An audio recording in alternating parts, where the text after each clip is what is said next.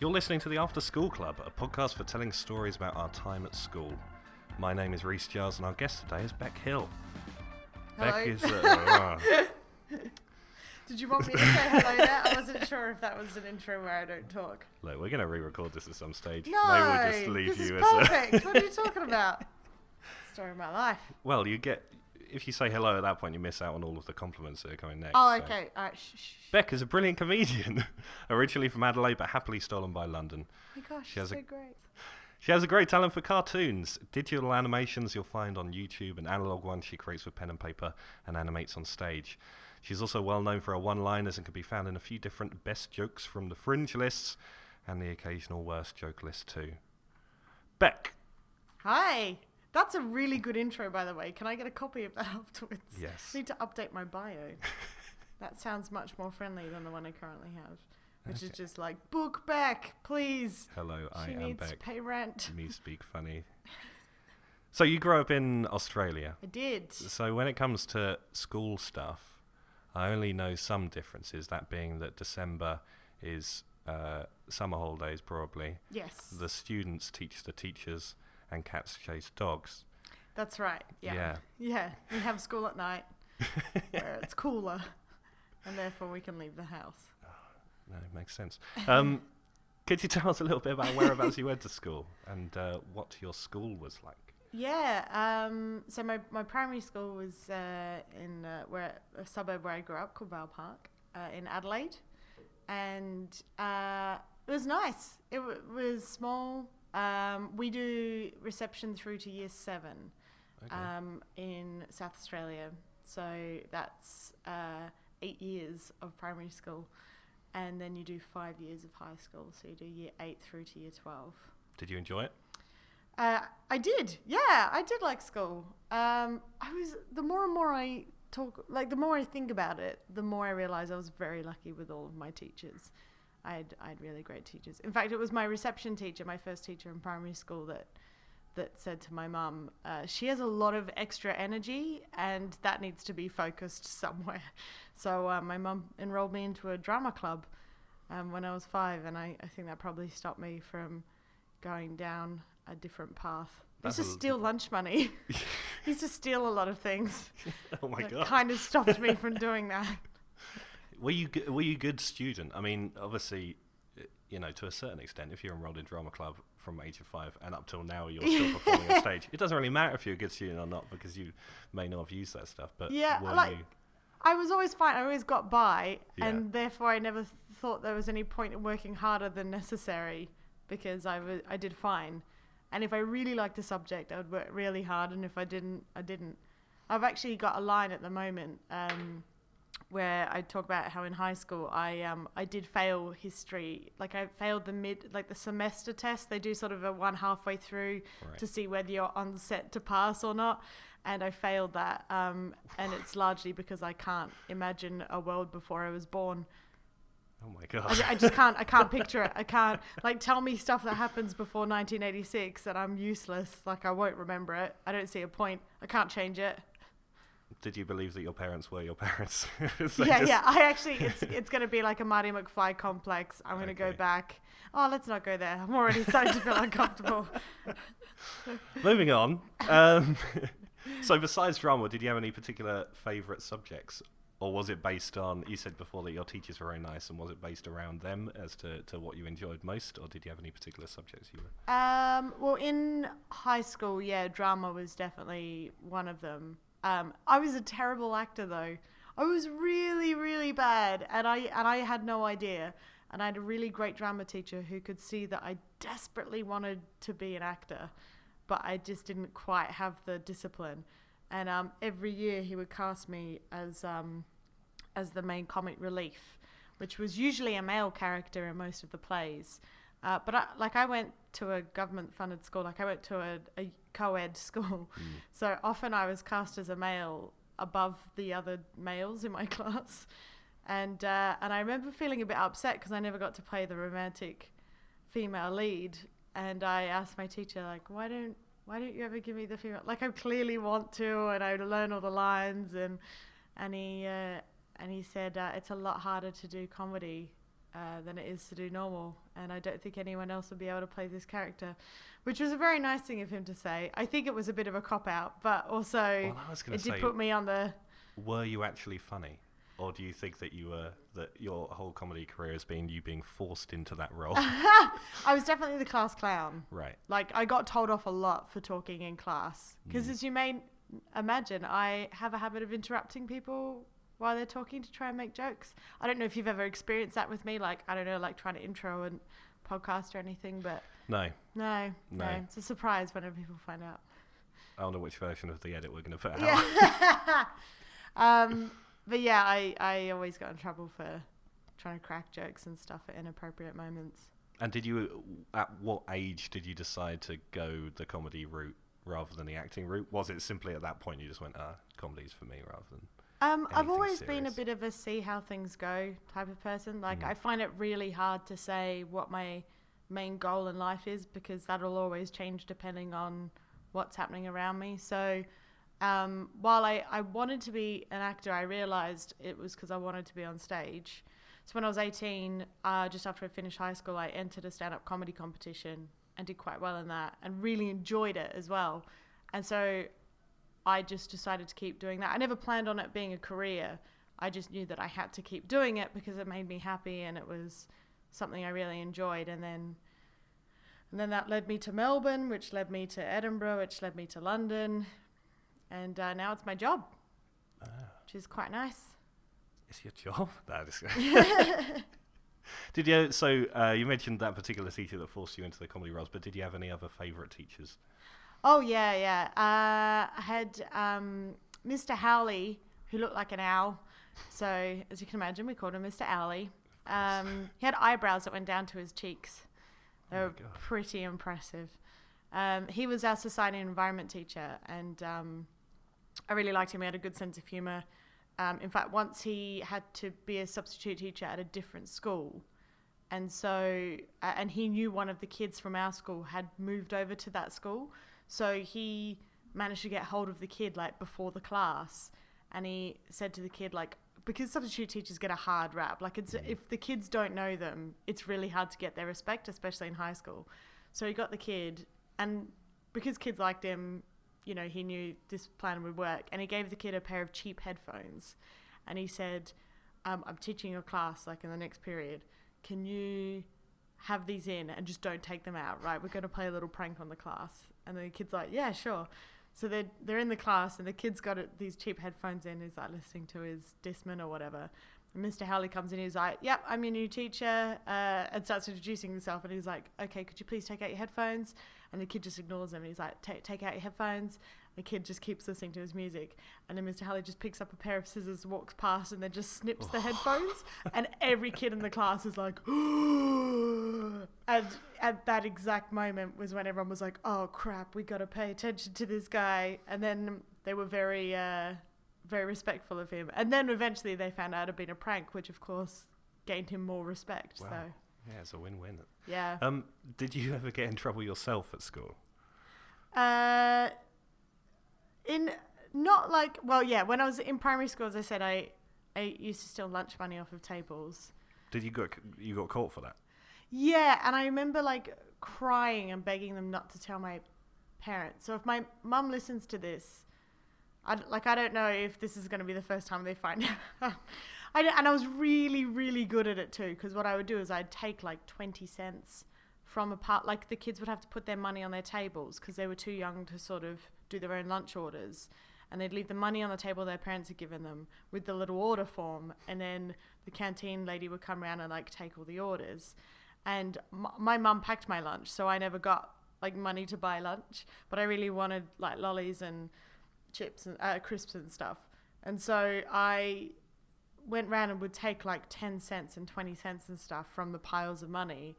And it wasn't until after a couple of days they found that like all the kids had like were shortchanged for their lunch, and eventually they sussed it was me because I was popping down to the canteen in my lunch break and getting myself lollies. I thought you'd just be talking about kids who would then go and buy some crisps or something at lunch, but you know, I was stopping like a whole classroom of children getting fed. Yeah, no one got fed, and they ended up having to let go It stayed with me for life as well. Yeah. That guilt. Once when I was a kid, we were in some gardening centre, and there was a big bag of gravel, and I liked one particular stone from it, and I stole that. And then my dad realised what I'd done, and that was crushing guilt. I'd stolen a stone from a bag of gravel. Whereas if that gravel was on a driveway, you probably would have been all right. Yeah, if I'd have accidentally walked past the driveway and kicked some stones into the road, that would have been fine. Yeah, but because I leant down and took it from a shop... But did you ever steal again after that? Well, I'm not going to say. Because unlike you... In your office. I'm pleading the fifth. So yeah, I remember getting in trouble for that, and I don't think they told my parents, but I remember that was enough to scare me from...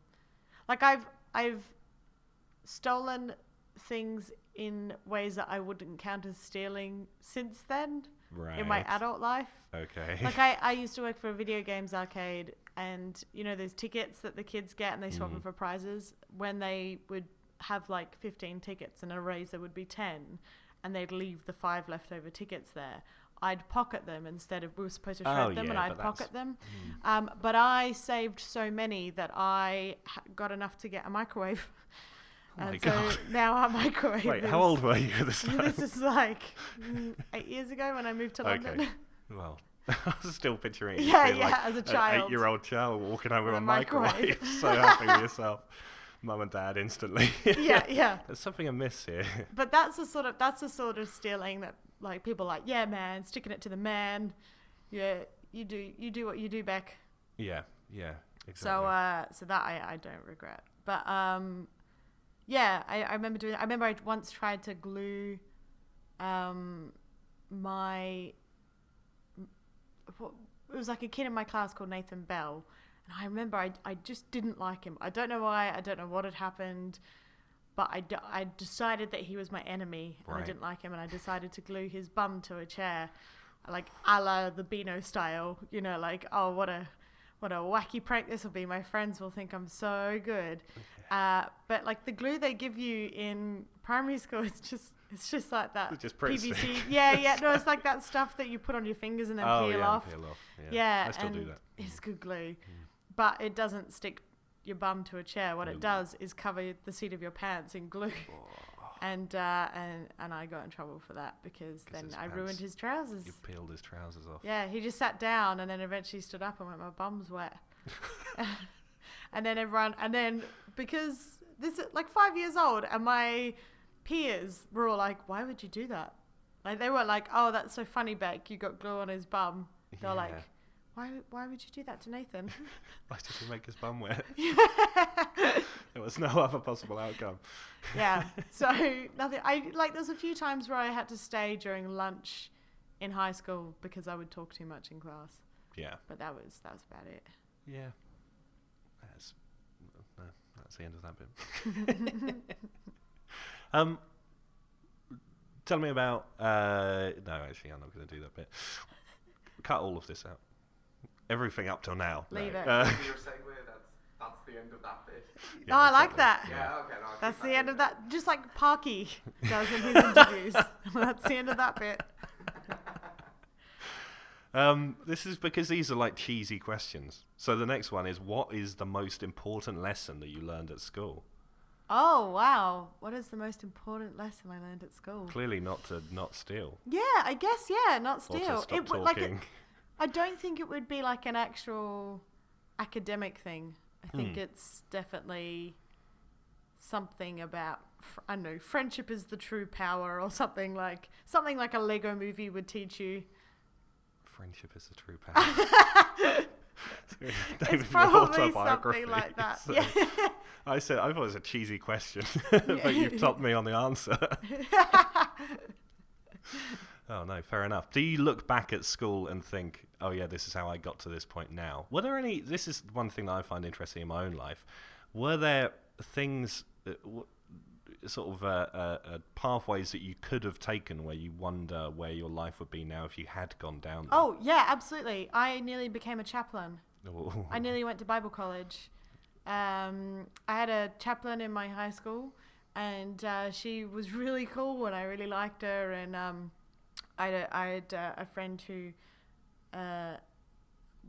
did not have a great childhood and teenage life, and I was really worried about her, and so I went to the chaplain and I was like, hey, you're here to help kids, right? And she was like, yeah, of course.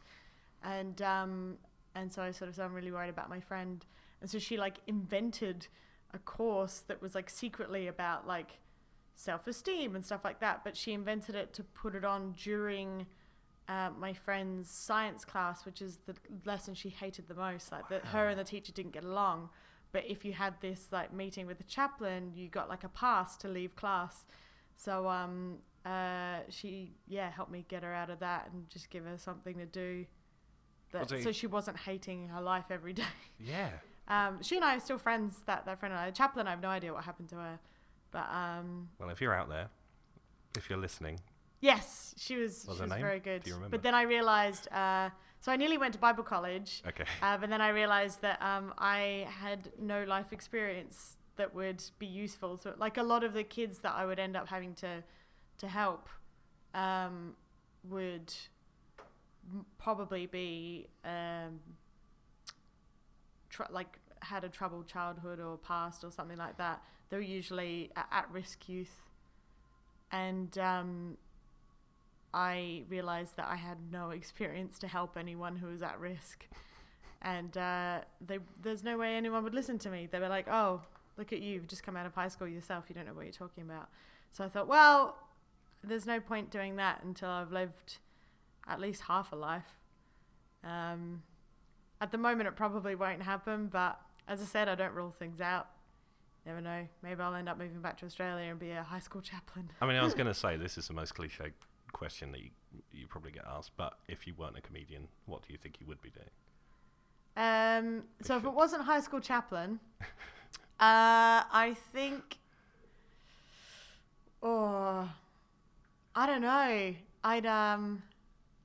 I'd probably just do like an entry level job, but somewhere interesting and cool. I could probably move to Hong Kong and work in a bowling alley. I've worked in a bowling alley before, so I just chose that because I have experience. Okay. Well, yeah, if you moved there, you would have to apply for jobs that you had experience in, and so you'd only be able to do bowling. Yeah. When you got to the point where you were leaving school, did you know that you were going to go off and you said you did the comedy competition, but of course it's not really a life plan to go off and do comedy competition necessarily, or it might have been for you. The interesting thing about looking at your job is that you seem to have a lot of fun doing it, obviously. Yeah. But then it makes it seem like, oh yeah, Beck couldn't be anything else but a comedian because she's clearly just doing what she wants to do, you know? Yeah, no, that is very very much spot on. Like I applied for uni when I left school to do a course in social sciences, which I was accepted into, and then I deferred for a year because I thought I'll take a year out and I'll work out what I want to do and I'll travel for a bit, like a gap year. And that was when I entered the competition. And the following year, when I was supposed to go and start the uni course, I decided to move to Melbourne and play around with comedy for a bit longer. And obviously, up until, I think I've been doing it full time for about 5 years now, maybe 6 years. But up until that, then I was having to do day jobs to pay my way through life. So I've had all different types of day jobs. So I worked in a bowling alley, arcade. I worked as a travel agent in a flight centre for a while. I've done door-to-door sales, which was horrible. But that said, when I did door-to-door sales, I met a guy who we became really good friends, and he used to come around for dinner a lot because he lived near where I lived with my family. And then when I moved to Melbourne, he kept showing up for dinner. And then my parents split up, and my mum said, I'm going to have to get a lodger in because I can't afford the mortgage. And so she asked him if he wanted to lodge, and then he lived with her for 8 years. Wow. So now he's like part of the family. Calls my mum, like he and my younger brother, sort of like brothers. So if I hadn't done door-to-door sales, I wouldn't have an adopted brother now. So yeah. Who was your best friend at school, and do you still speak to them? Yeah. So I had two friends that I made very early on in primary school, and we were friends all the way up through high school. Elise and Amy, they're back in Adelaide, but we do stay in touch. I tend to catch up with them whenever I'm back home. There's also a friend that lived behind me, and we went to the same primary school and high school. So like my neighbour, she had the backyard sharing. Oh, okay. Yeah. That makes sense. Yeah, not like always behind me like a backpack. Always in my shadow. Just like a little Yoda on my shoulder. Her name's Nat and Natalie, and she and I tweet each other a lot, and friends on Instagram.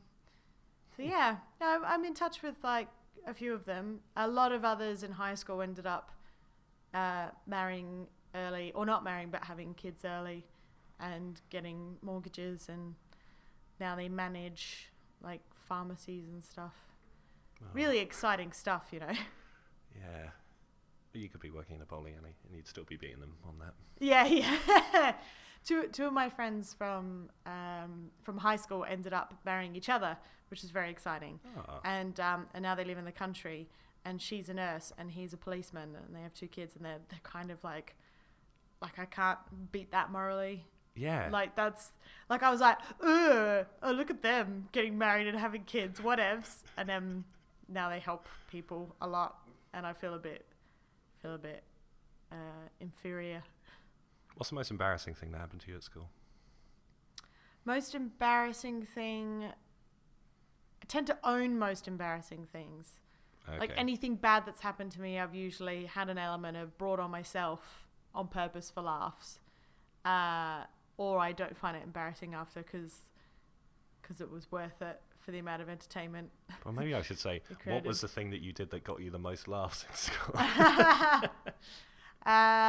They would have been all like stupid things, like dressing up as like a Power Ranger and at lunch, and like walking around, or like I used to make a lot of little movies when phones didn't have cameras or color, and you would have these massive handy cams, and I would walk around at lunch with like a Barbie doll in front of the handy cam and be like da da da da, and then it would go, and when I explain it, it's massively unfunny. No, but I see what you mean about, for anyone else that would be embarrassing, but for you, yeah. So how can you be embarrassed when that's what you choose to do? Yeah, like when we did sports day, I was on the green team, and on sports day you would sort of like wear green, or you maybe put some green like zinc, like that green face paint or something, and I completely painted myself like entirely green, so I looked like the Hulk, just because I thought it'd be funny.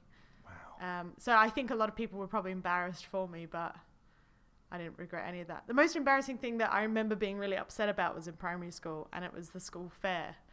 And it was one of those things where the teachers would stand in their bathers with their head through a target thing, and you would throw a bucket of water at them. And I went to do it, but I was so small, and the bucket was so big that I barely had the strength to do it. And when I brought it up to throw at them, I dumped it all over myself, and everyone laughed at me so much that I ran home crying. Called it the ice bucket challenge. Later. Yeah, it was accidentally. You invented it. Yeah, that's what we're going to claim now. Yeah, yeah. It's on record. Do you have any other friends from school who you don't speak to now and you wish you did? Any memories of people that you think, oh, I wish I'd have carried on? No, but I often, not really, because Facebook, it's kind of, it's hard not to be in touch with people. We're all very young. Yeah.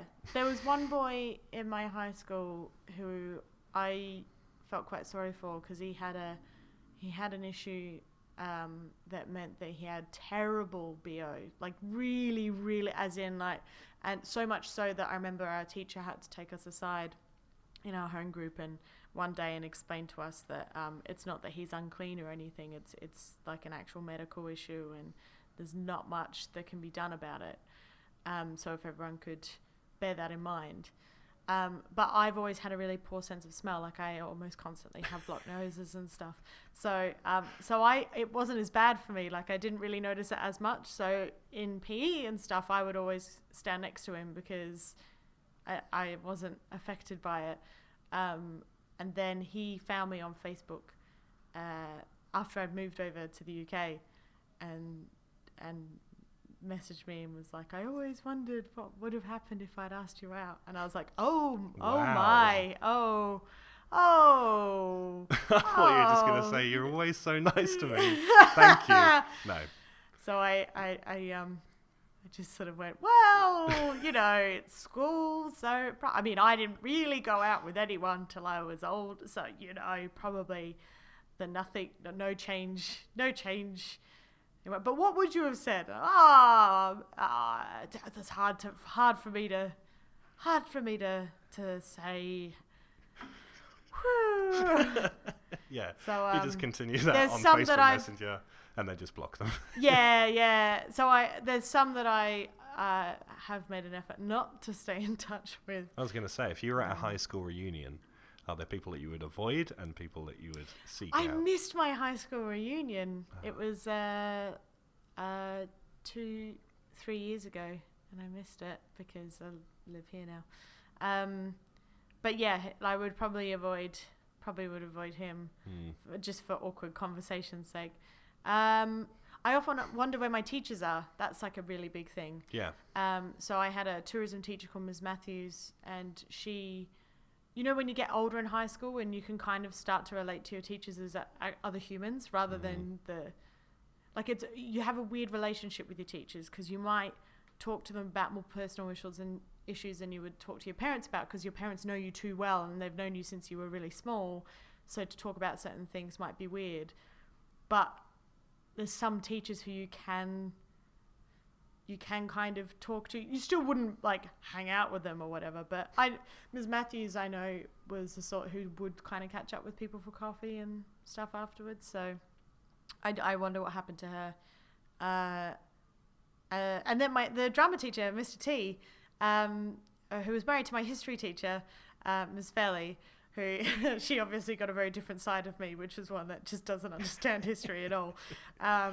But they were married and had kids, and they all came to the last show I did at Adelaide French a couple of years ago, and they all rocked up one night. And I didn't get a chance to grab them afterwards and see how they were, but it was that sort of thing where it wasn't until about the third quarter through the show that I realised, that's their kids. Like their daughter's like teenagers now, And I remember they were very small when I was in school. How did the show go? It went well. It was a good show. That's good. Yeah. Yeah, I know, right? I mean, see, when you go that high, you have to say like, don't judge other people. Well, this is like, I imagine it as like, you see those commencement speeches on YouTube of like whoever, and they end it by going, and always remember, stay in school. Yeah. Stay in school, except now because you're all graduating. Yeah. But come back if you want, the door's always open. What would my message be? You're doing a commencement speech at your, you can choose primary or secondary school, but I'm pretty sure the primary school student wouldn't be paying attention. But you're doing your commencement address at your secondary school. Yeah. Which you're doing an one. I would say don't do things because you think that that's what you're supposed to be doing. Okay.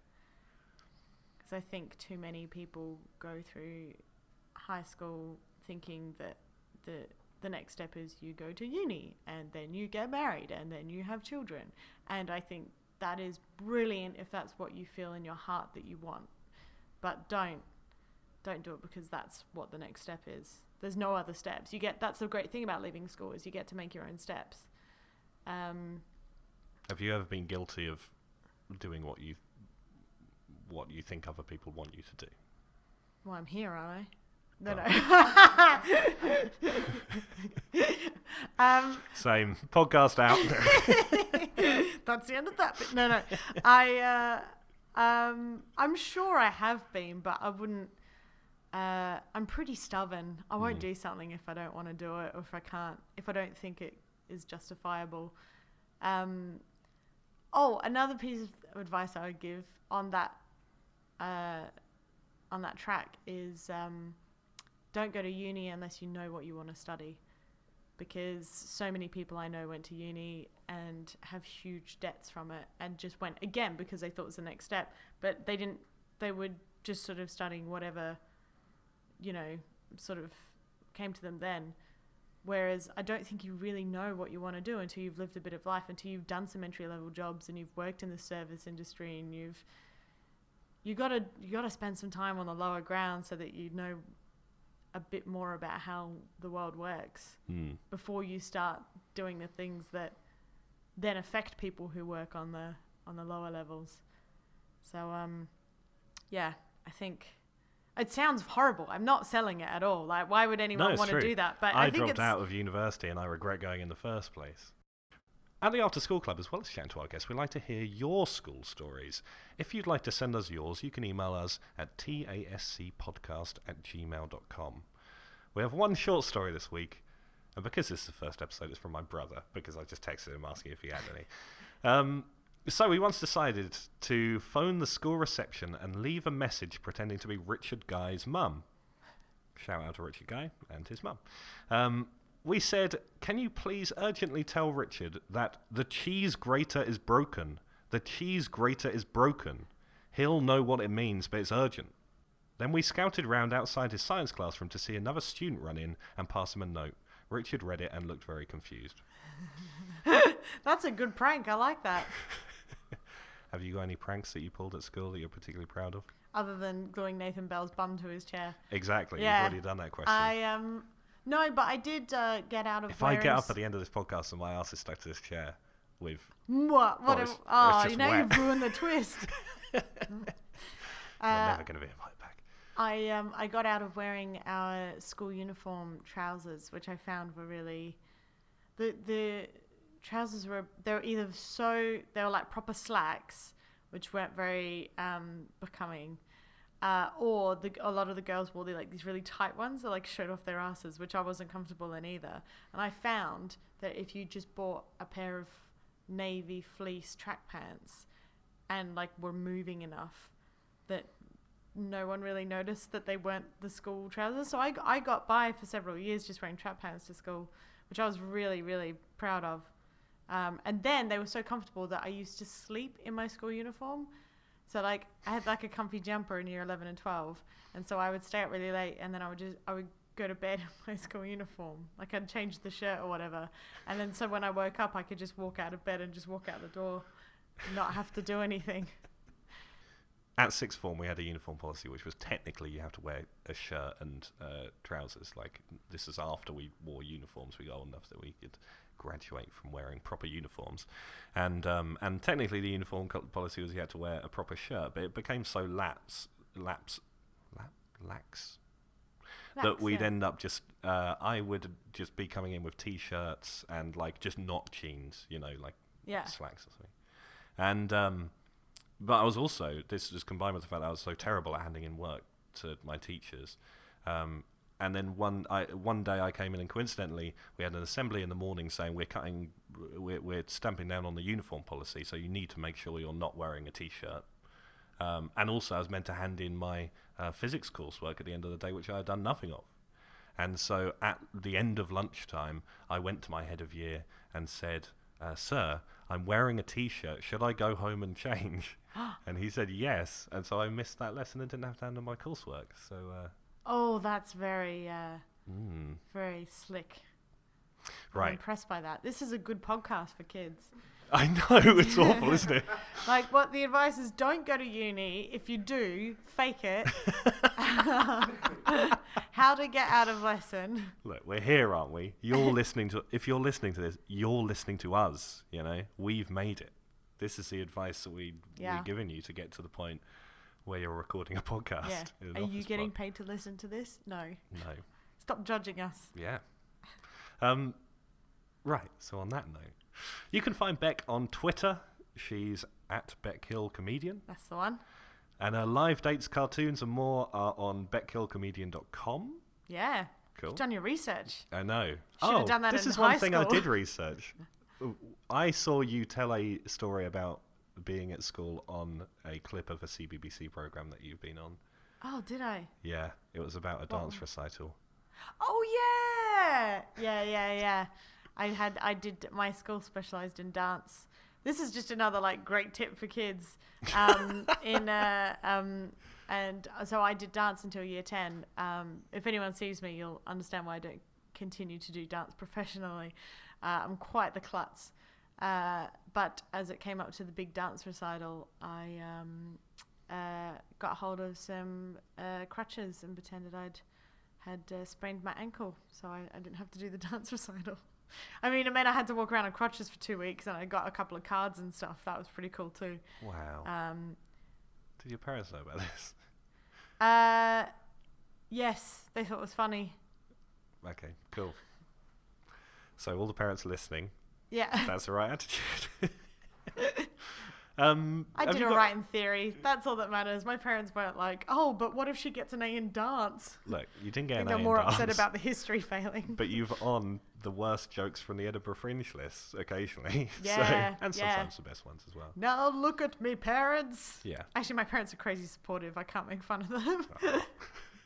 Arguably too supportive. Have you got anything you want to plug coming up soon? I don't know when this is going to be released. Maybe a week or so. Yeah, it's Is it too guess, early to talk about Edinburgh as well? I mean, I don't have you know. been to a venue yet? The website and Twitter is probably the best one just to see what I'm up to. I've got a bunch of preview dates happening over sort of May, June, July in London and around the UK. So check out my website. Sign up to my newsletter, actually. That's probably a better option. I only send out 4 a year, so it's a pretty good newsletter to be part of. I always try and put a pun in the headline. So, yeah. Can't wait to see it. Yeah, it's not worth it, but it's cool. So again, beckhill.com. I messed that up. BeckhillComedian.com. BeckhillComedian.com. Right. The After School Club is supported by Satchel, the team behind the UK's #1 homework software for schools, Show My Homework. To find out more about what Team Satchel can do for your school, head to showmyhomework.co.uk. Please subscribe to the After School Club on whatever medium you prefer and leave us a review if you enjoyed this episode. You can follow us on Twitter at tascpodcast. The After School Club is hosted by me, Rhys Giles, and produced by Jack O'Leary. Our theme tune is Better at Getting Worse by Bakito. You can find it on iTunes and Spotify and follow them on Facebook and Twitter. Thank you very much for listening. School's out.